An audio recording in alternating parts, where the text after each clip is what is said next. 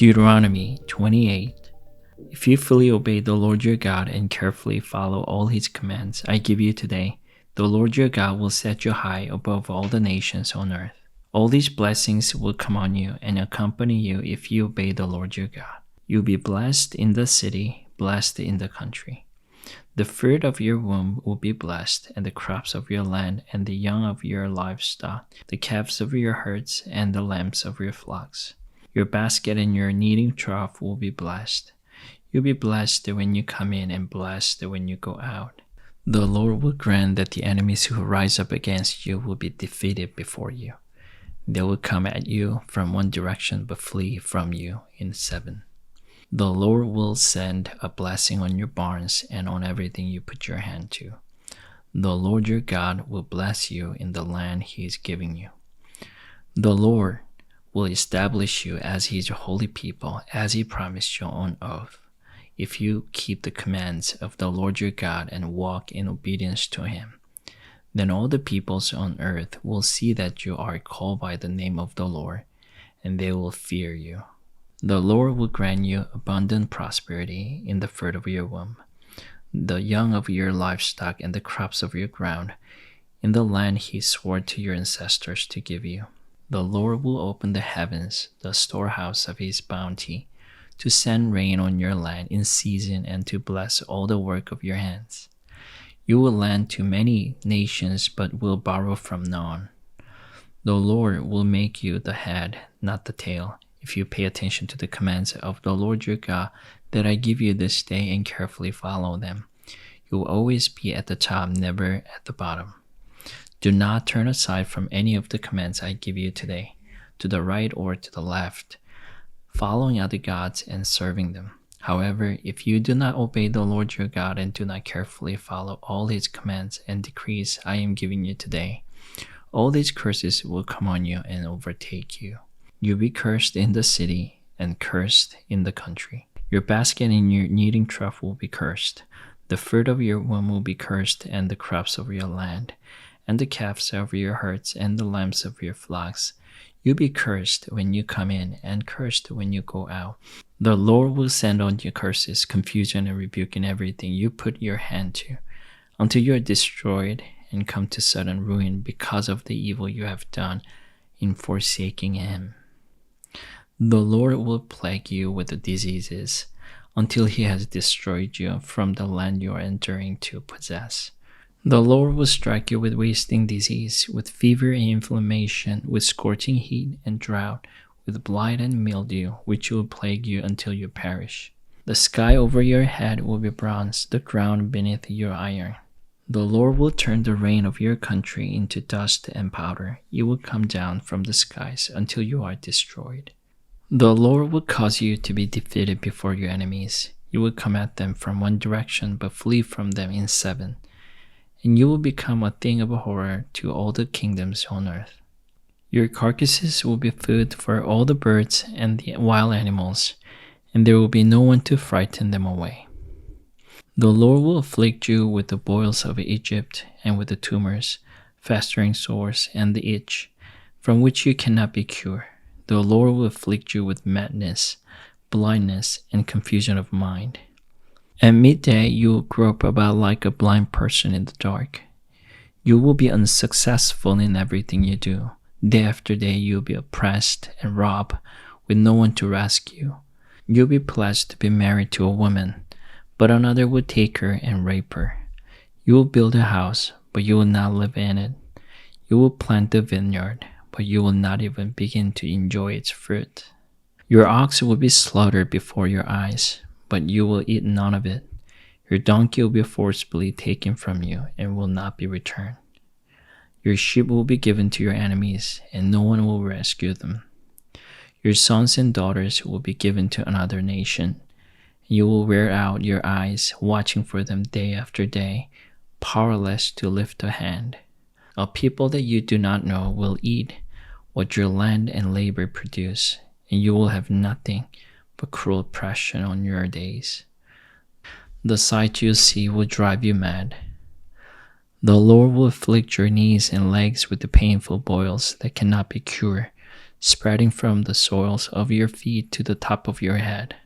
The Lord will drive you and the king you set over you to a nation unknown to you or your ancestors. There you will worship other gods, gods of wood and stone. You will become a thing of horror, a byword and an object of ridicule among all the peoples where the Lord will drive you. You will sow much in seed in the field, but you will harvest a little, because locusts will devour it. You will plant vineyards and cultivate them, but you will not drink the wine or gather the grapes, because worms will eat them. You will have olive trees throughout your country, but you will not use the oil, because the olives will drop off. You will have sons and daughters, but you will not keep them, because they will go into captivity.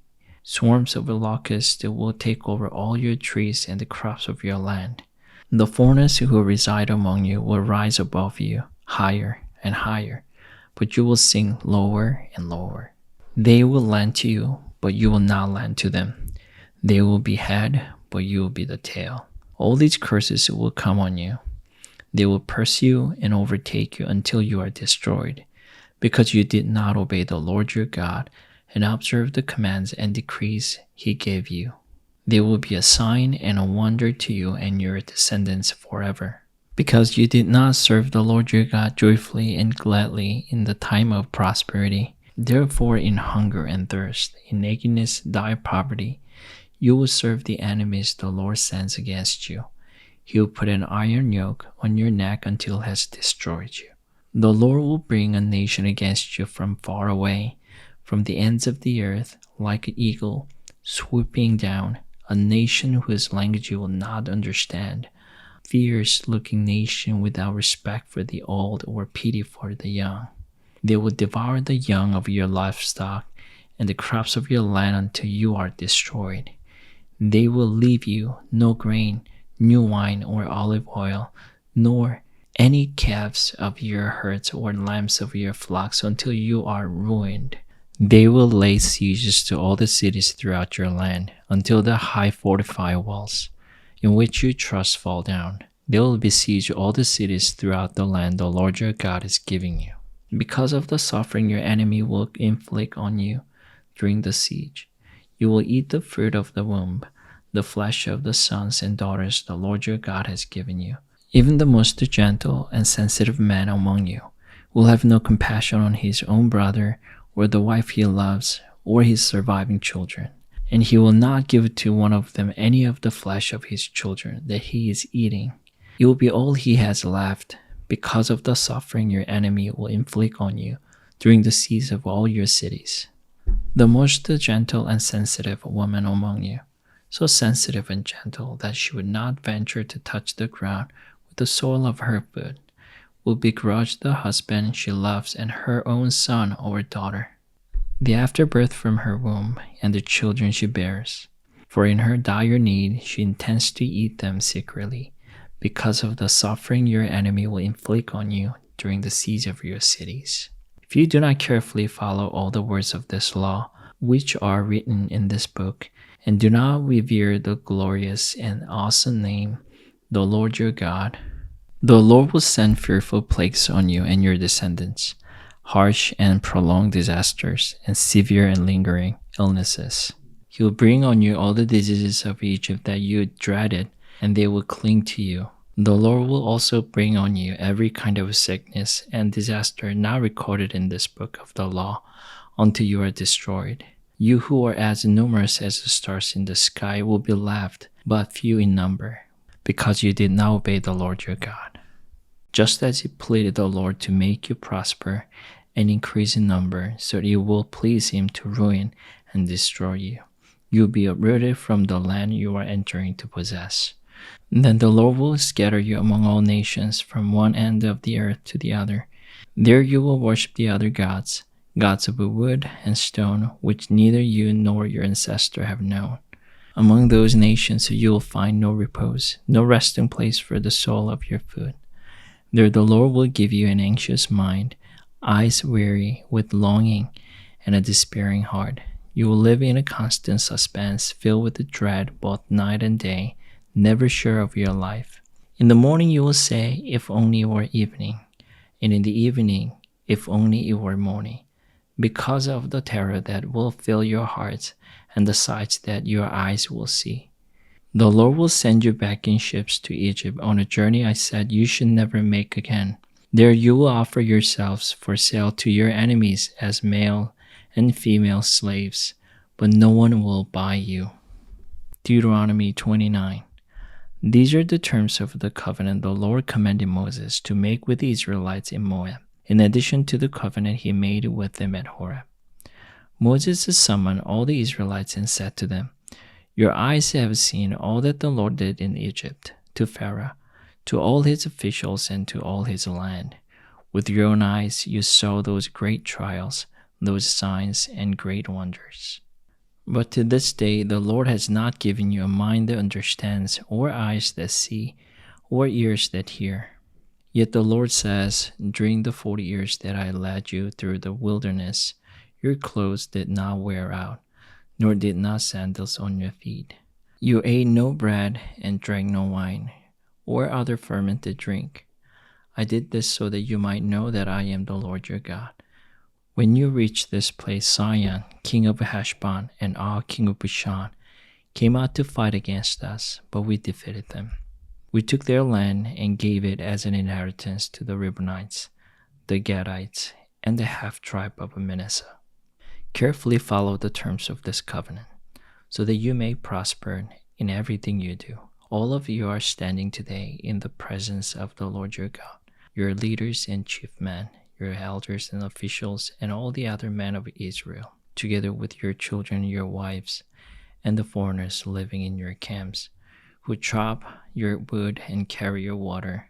You are standing here in order to enter into covenant with the Lord your God, a covenant the Lord is making with you this day, and sealing with an oath, to confirm you this day as his people, that he may be your God as he promised you, and he swore to your fathers, Abraham, Isaac, and Jacob.